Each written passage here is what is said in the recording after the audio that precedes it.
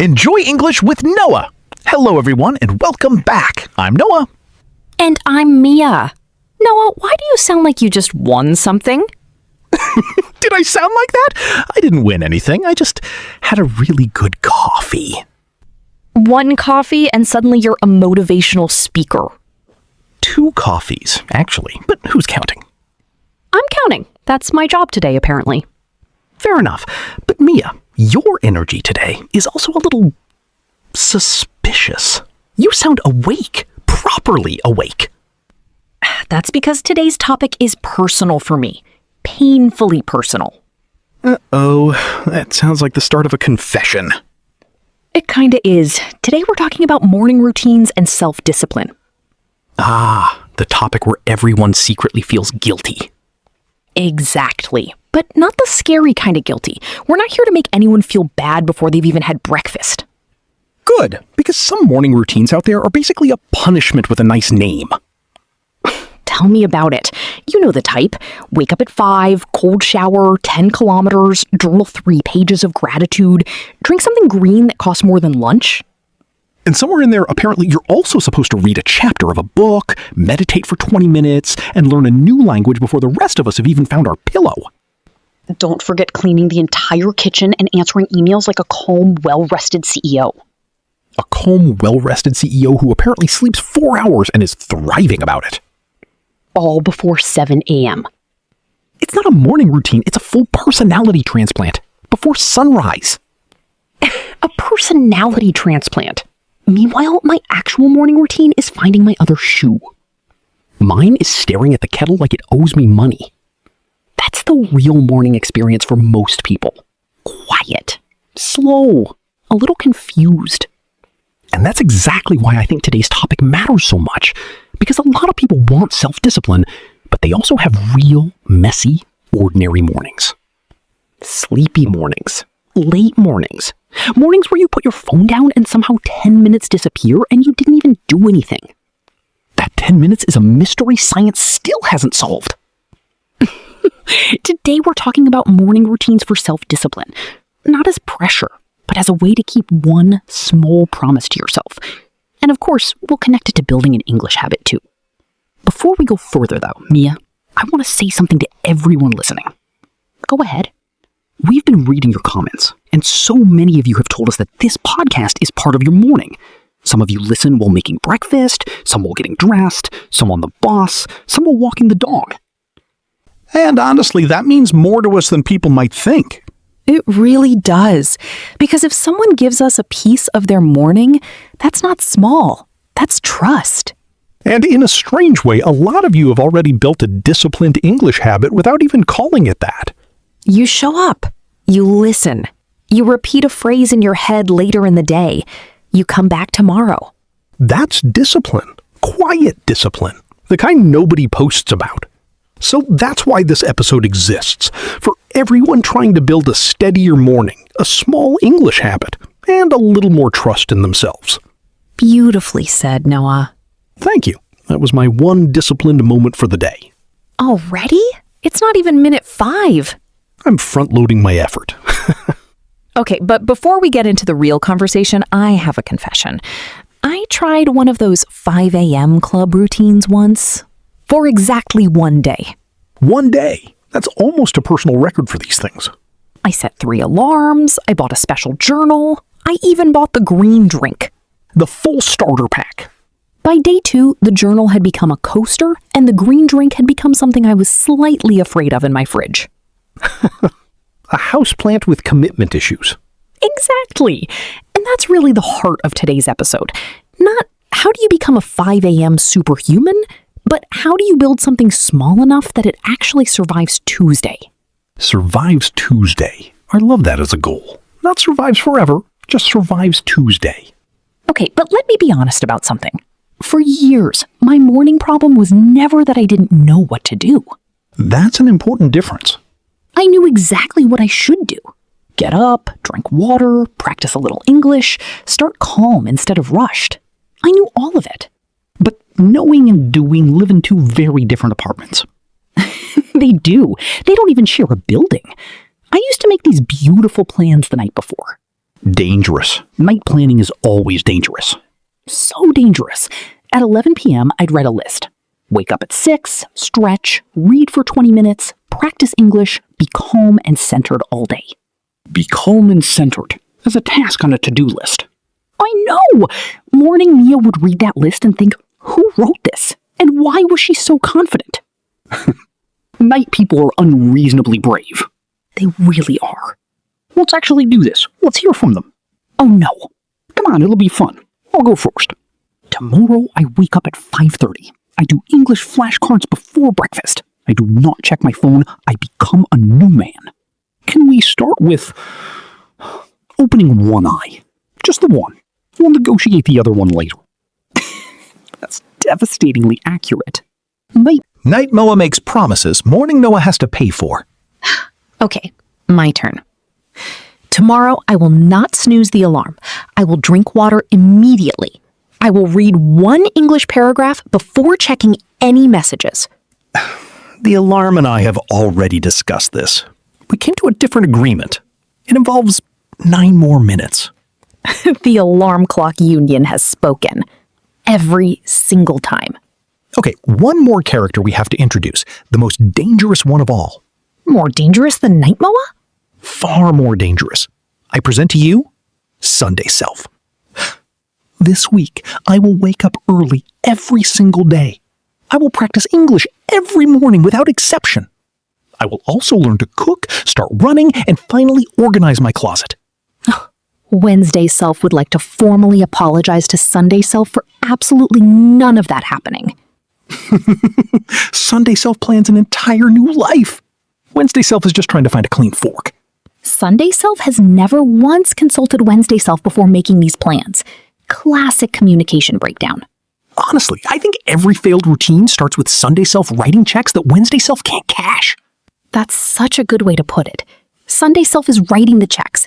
Wednesday Self is the one standing at the counter looking confused, holding an overdraft notice. Which is exactly why we're building something for Wednesday Self today, not Sunday Self. Wednesday Self is the one who actually has to live this. Finally, someone's thinking about Wednesday. But that's the real pain underneath the joke, isn't it? You make a plan, the plan fails, and then you don't just feel tired, you feel disappointed in yourself. That part nobody talks about enough. The guilt arrives early, before coffee, before breakfast, before the day's even really had a chance to start. And once the morning begins with guilt, the whole day feels heavier from the very first step. Exactly. And English gets pulled into that guilt too. You think, I'll practice today. Then the day fills up with other things. Then it's evening. Then you say, tomorrow. And tomorrow quietly becomes tomorrow again. Painfully familiar. And here's what I really want learners to hear right now. That struggle does not mean you're lazy. No. Sometimes you're tired, busy, unsure where to even start. Maybe a little shy about speaking out loud. Maybe you've stopped and restarted so many times you've lost track. And every time you stop, you lose a little trust in yourself. Not your English level, your trust. That's such an honest way to put it. Can I name a few things that quietly wreck a morning routine before it even gets a real chance? Please, I think I've done all of them. Mistake number 1, starting with the hardest thing first. People wake up and immediately try to do the one habit they hate the most. Like jumping into cold water face first instead of just dipping a toe. Exactly. Start with something you don't dread, or you'll build a routine your own brain runs away from. I did this with English, actually. I used to try writing a full paragraph before I'd even had water. My brain saw that coming and basically hid under the blanket. Brains are smarter than we give them credit for. They protect themselves from anything that feels like punishment, wearing a disguise. Mistake number 2? Copying someone else's morning instead of building your own. You see an influencer's 7-step routine and assume that's the new standard. Meanwhile, that influencer has a team helping film it, and an editor quietly cutting out the part where they snooze twice. Nobody posts the snooze. Nobody. Mistake number 3? Treating one missed morning like proof the whole plan failed. Oh, that one hurts. You skip one day and suddenly the entire routine feels like a lie you told yourself. But one missed morning is just one missed morning. It's not a verdict on who you are. It's data, not a disaster. I like that. Data, not a disaster. And mistake number 4, trying to fix everything at the same time. Sleep, diet, exercise, English, mindset, all on day 1. Basically running a full system update on yourself before your coffee has even finished brewing. And then the system crashes by Thursday because you asked it to install 6 new programs overnight. So the goal isn't a flawless streak across 6 categories of your life. It's one routine small enough that missing a day doesn't knock the whole thing over.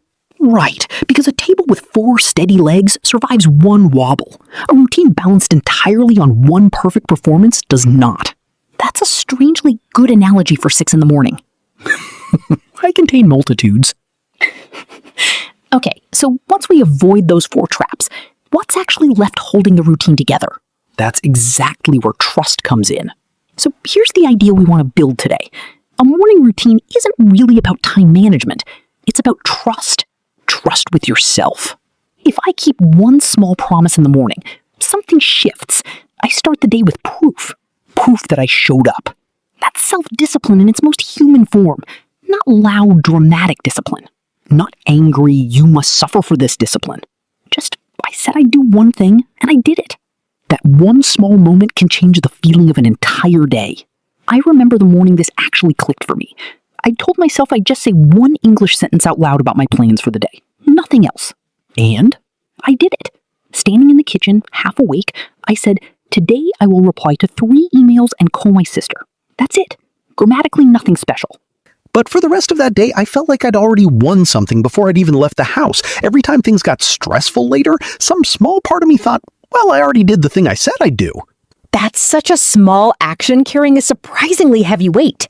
It really is disproportionate in a good way. One sentence and the whole day felt a little less like it was happening to me and a little more like something I was actually steering. I think a lot of learners need exactly that. Not a huge routine. One small, repeatable win. Because if the routine is too big, it breaks the first time life gets messy, and life is almost always a little messy. I know that feeling intimately. A routine should support your real life, not judge it. That's a strong line. How did you actually learn that? I shrank my mornings. Shrank them?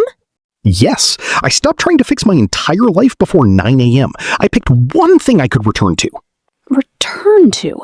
I like that phrase. For me, it was sitting with my coffee and reading one slow English sentence. Just one. That's it? That's it. But I treated it like it mattered, instead of treating it like a chore I was rushing through. That sounds different from a normal habit somehow. It is different. It didn't feel like a heavy lesson. It felt like a small groove I settled into. A groove? A groove is a comfortable, familiar pattern you fall into, something you do with a little bit of intention, not just on autopilot. It feels more personal than a plain habit. So, a habit is something you repeat, but a groove is something you settle into because it actually feels right. Exactly that. I didn't want English to feel like punishment. I wanted it to feel like something I welcomed into my morning. Something that has a seat at the table. Maybe right next to the toast. English with extra butter. Honestly, though, once English becomes part of a comfortable groove, it stops feeling scary. It becomes familiar. That matters so much because a lot of learners technically know English, but it still feels far away the moment they need to actually speak. The words are sitting safely in a notebook somewhere, but they're not ready in the mouth. That's the exact problem. I know the word, right up until someone asks me a real question. Then it disappears. Words have impeccable timing. They vanish exactly when you need them most. Like they have somewhere else to be. That's exactly why repeated practice matters, and a morning routine simply gives that practice a place to live. A place to live. Now I'm learning something from you. Good. Write that down before it disappears too. Noah, can we talk about the word drift? Because that's how a lot of mornings feel to me. Go on. To drift means your mind feels unfocused, like it's floating from one thought to another without you steering it at all. That's my morning brain exactly. You too? Constantly. Before I've even stood up, my mind has already visited 3 unfinished tasks from yesterday, one thing I'm supposed to do today, and one random worry that has absolutely no appointment but still shows up uninvited. A worry with no appointment. That's far too accurate. Sometimes the worry isn't even about anything real. It's just my brain doing inventory for no reason. Did you lock the door? Also, What's photosynthesis again? Also, you should probably call the dentist. An unsolicited pop quiz at 6 in the morning. Exactly when I'm least equipped to answer it. And when your mind is drifting like that, even a short English sentence suddenly feels like heavy lifting. Right, because the routine has to bring your mind back home first. Like giving your thoughts a chair to sit in. I love that. My thoughts apparently need furniture. Everyone's do. So the morning routine isn't there to make you perfect, it's there to give your mind somewhere to land. And once your mind lands, English can walk in more easily. Right! If your brain is sprinting in 5 directions, English just becomes one more thing chasing you down. But if your morning has one simple rhythm, English can quietly join that rhythm. Rhythm! I like that word too. Maybe you hear one line, repeat one sentence, read one tiny paragraph, write one thought down. That sounds doable. And doable is the whole point. People keep waiting for the perfect time to improve their English. The perfect time is suspiciously always running a little late.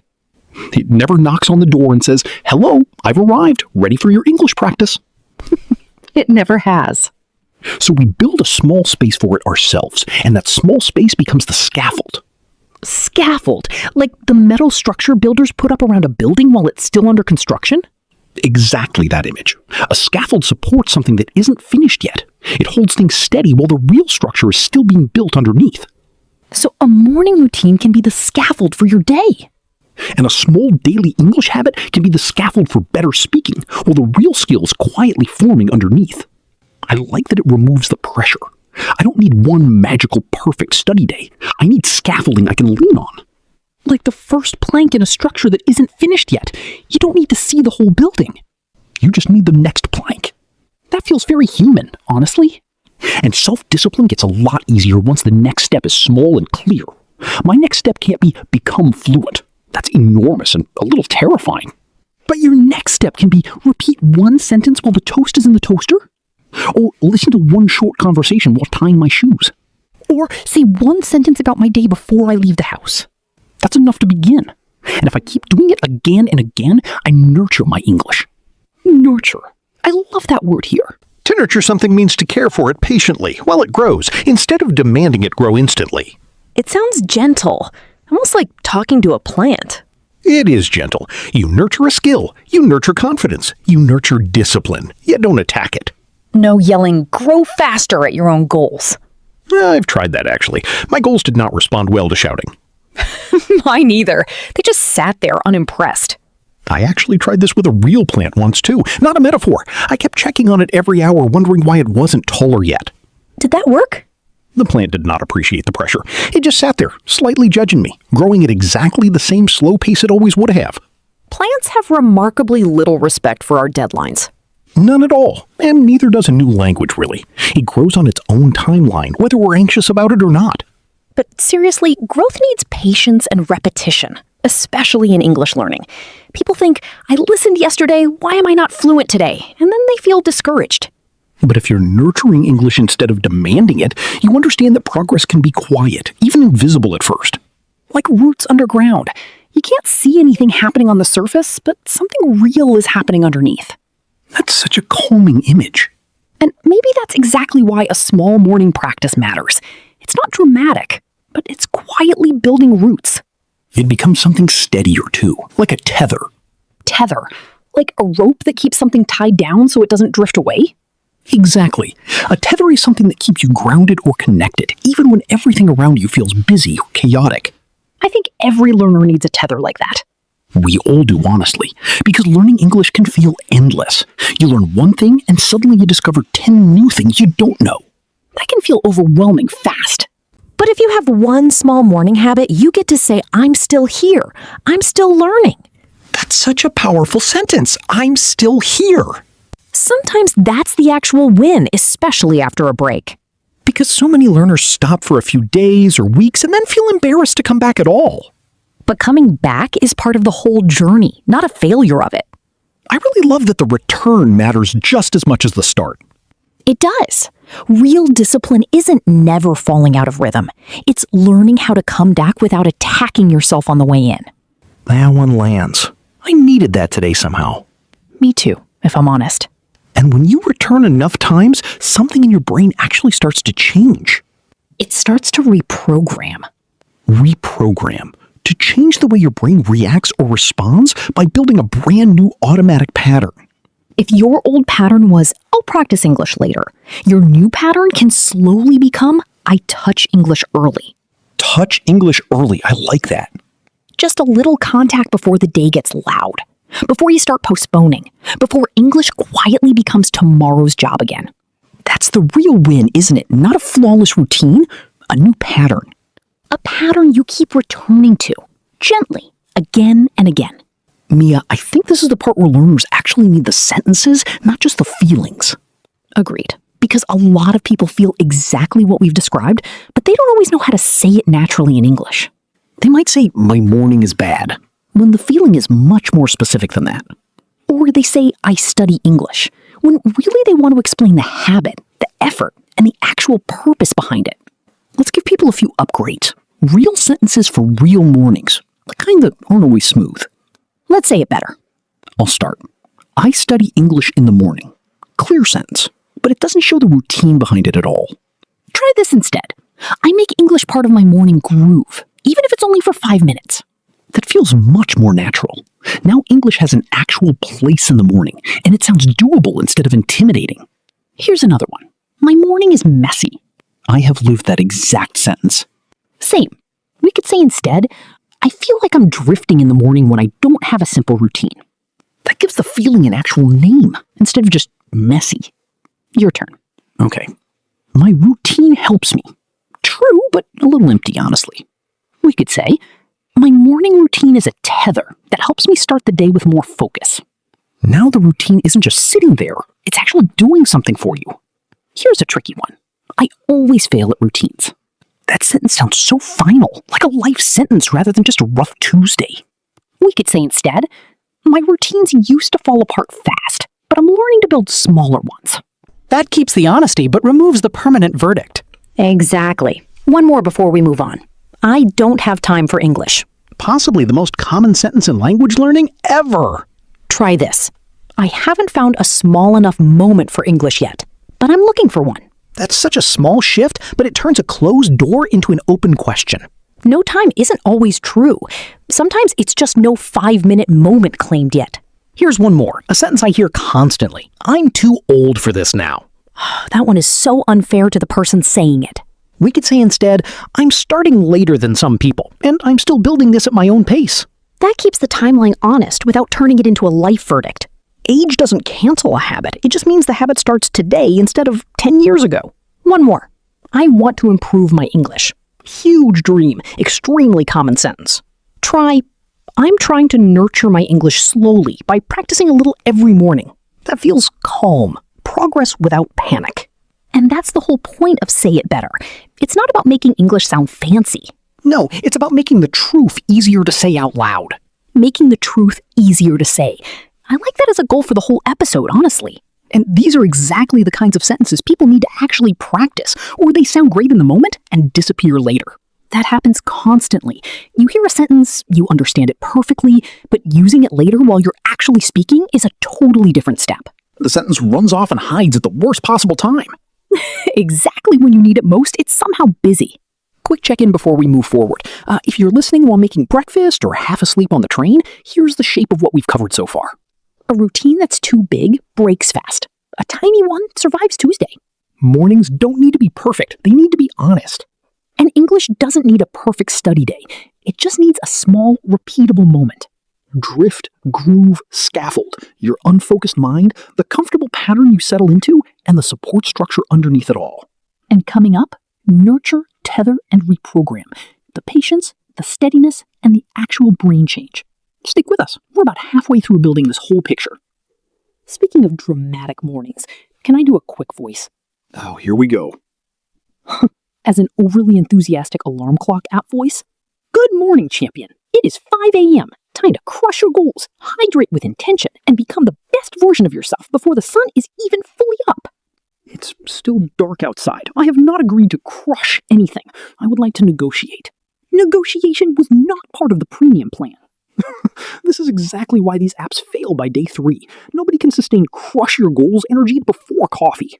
Real discipline doesn't sound like a shouting alarm clock. It sounds like one quiet sentence you actually keep. I read one English line today. That's it. That's the whole win. Can I do one too? I've been waiting all episode. Please, go ahead. It's still dark outside. I have not agreed to crush anything. I would like to negotiate. Negotiation was not part of the premium plan. This is exactly why these apps fail by day 3. Nobody can sustain crush your goals energy before coffee. Real discipline doesn't sound like a shouting alarm clock. It sounds like one quiet sentence you actually keep. I read one English line today. That's it. That's the whole win. Can I do one too? I've been waiting all episode. Please, go ahead. If you're not waking up at 4:30, journaling in 3 languages, and cold plunging before sunrise, you are simply choosing mediocrity. I chose tea? Is tea also mediocrity? Tea is the first sign of a person who hasn't met their full potential. My full potential apparently requires ice water and a personal grudge against sleep. Honestly, this is exactly the kind of content that makes people quit before they even start. It sets the bar at superhuman instead of human, but a little more consistent. And the wild part is the guru never mentions the boring truth that consistency at a tiny doable level beats intensity that burns out in 4 days. A doable 5 minutes will always outlast a heroic 5 a.m. that only happens once. Right, because people listen, they understand everything in the moment, and then a week later it's gone. It's a strange thing about language learning. Understanding a word while someone else says it is the easy part. The real test is whether it shows up later, unprompted, when you actually need it. Our first word is drift. Drift. Drift. Drift. Drift. Drift. To drift means your mind feels unfocused, floating from thought to thought without you really steering it. Maybe you wake up and your thoughts are already pulling in 5 directions. You could say, my mind kept drifting this morning. Or maybe you try to practice English, but your attention keeps slipping away from the page. Then you could say, I was too drifty to focus on English today. And if a simple routine helps you feel more settled, you can say, my morning routine stops my mind from drifting so much. One listener, Wei from Taiwan, wrote in and said his mind drifts so much in the morning that he started using the word with his coworkers. Sorry, I'm drifting today. And apparently it's become a running joke at his office now. I love that. The word left the podcast and got a whole second life. Good. Our next word is groove. Groove. Groove. Groove. A groove is a comfortable, familiar pattern you settle into. Something done with a little bit of intention, more personal than a plain habit. Maybe every morning you sit with your drink and read one English sentence slowly. You could say, reading one sentence slowly became my morning groove. Or maybe you repeat a few English lines before the day gets busy. Then you could say, English practice has become part of my morning groove. And if your routine helps you begin the day with real purpose, you can say, my morning groove helps me start the day with focus. A listener named Sophia told us her groove is literally just brushing her teeth while listening to 1 minute of English audio. Nothing fancier than that. And that's exactly the point. A groove doesn't need to look impressive to actually work. Our next word is scaffold. Scaffold. Scaffold. Scaffold. Scaffold. Scaffold. A scaffold is a supportive structure that holds something steady while it's still being built. The strong support underneath something unfinished. Maybe your morning routine helps the rest of your day feel more organized. You could say, a simple morning routine gives my day a solid scaffold. Or maybe your daily English practice slowly supports your speaking as it improves. Then you could say, daily practice is the scaffold for better English. A groove is a comfortable, familiar pattern you settle into, something done with a little bit of intention, more personal than a plain habit. Maybe every morning you sit with your drink and read one English sentence slowly. You could say, reading one sentence slowly became my morning groove. Or maybe you repeat a few English lines before the day gets busy. Then you could say, English practice has become part of my morning groove. And if your routine helps you begin the day with real purpose, you can say, my morning groove helps me start the day with focus. A listener named Sophia told us her groove is literally just brushing her teeth while listening to 1 minute of English audio. Nothing fancier than that. And that's exactly the point. A groove doesn't need to look impressive to actually work. Our next word is scaffold. Scaffold. Scaffold. Scaffold. A scaffold is a supportive structure that holds something steady while it's still being built, the strong support underneath something unfinished. Maybe your morning routine helps the rest of your day feel more organized. You could say, a simple morning routine gives my day a solid scaffold. Or maybe your daily English practice slowly supports your speaking as it improves. Then you could say, daily practice is the scaffold for better English. And if small habits help you build real discipline, you can say, small morning habits are the scaffold for self-discipline. Someone in the comments compared their English scaffold to training wheels on a bike. A little embarrassing to need, but completely necessary while you're still learning balance. Training wheels you eventually outgrow. I like that. Our next word is nurture. Nurture. Nurture. Nurture. To nurture something means to care for it patiently while it grows, instead of demanding it grow instantly. Maybe you want to become more disciplined, but you know it'll take real time. You could say, I want to nurture discipline through my morning routine. Or maybe you practice English a little bit every single morning. Then you could say, I'm trying to nurture my English slowly. And if you're building confidence step by step, you can say, you can nurture confidence by practicing a little every day. A listener named Daniel said he used to demand fluency from himself in 3 months. Now he says he's nurturing it instead. And somehow that small shift made him stop quitting. Same word, completely different relationship with failure. Our next word is tether. Tether. Tether. A tether is something that keeps you grounded, steady, or connected, especially when life feels busy or scattered. Maybe one small morning habit helps you feel more in control of your day. You could say, my morning routine is a tether for my whole day. Or maybe English practice keeps you connected to your bigger learning goal. Then you could say, my morning English practice became my tether. And if one simple action helps you feel steady before things get hectic, you can say, that small habit tethers me before the day gets busy. Someone wrote that their tether is genuinely just one song they play every morning while reviewing 5 English words. Tiny, but it holds. It doesn't have to be big to hold you steady. Our final word is reprogram. Reprogram. Reprogram. Reprogram. To reprogram means to change the way your brain reacts or behaves by building a brand new automatic pattern over time. Maybe you practice English every morning and slowly your brain starts reaching for English more naturally. You could say, morning practice can reprogram the way my brain... I used to feel like I was drifting in the morning, but now I have a small groove that gives my day a real scaffold. I'm trying to nurture discipline slowly, and my morning English practice has become a tether for me. Little by little, I think it's reprogramming the way I learn. That was clear, and it sounded exactly like something a real learner would actually say. That's the goal. Before we wrap up, we got a question from a listener named Priya that I think a lot of people are silently asking too. What did she ask? She asked, what if my mornings are genuinely impossible right now? I have small kids, or a brutal commute, or shift work that changes every week. That's such a fair question. Not everyone has a quiet, controllable morning. Right, and I think the answer is the word morning in this episode isn't really about the clock. It's about whatever counts as your first window. Your first window? The first small gap in your day where your brain is even slightly available. For some people, that's 6 a.m. For Priya, with a toddler and shift work, it might genuinely be the 2 minutes after she parks her car before she walks inside. So the principle stays exactly the same. One small, repeatable thing, even if the actual clock time is completely different from person to person. Exactly. The tether doesn't care what time it is. It just needs to be the same gentle anchor point again and again. I love that. It takes the pressure off the specific hour and puts it back on the small habit itself. So if your mornings are genuinely chaotic, don't force 5 a.m. onto a life that doesn't have room for it. Find your 2 minutes, wherever they happen to live. And now it's your turn. What's one morning habit that genuinely helps you start your day better? Write one sentence about it in the comments below. Mine would be, my morning routine helps me stay disciplined because it doesn't need to be perfect. It just needs to be honest.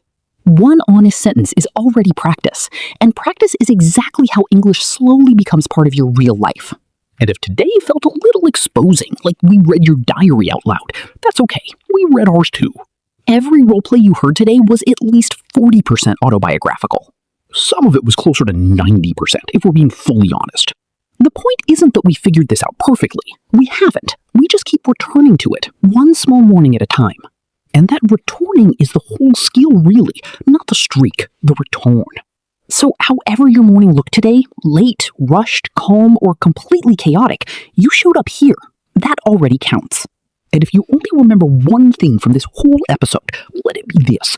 Pick one tiny English moment, attach it to something you already do every morning, like brushing your teeth or boiling water, and just let it ride along. Borrow an existing habit's momentum instead of building a brand new one from nothing. Take care of your English and take care of yourself too. This is Noah. And this is Mia. And you've been listening to the Enjoy English with Noah podcast.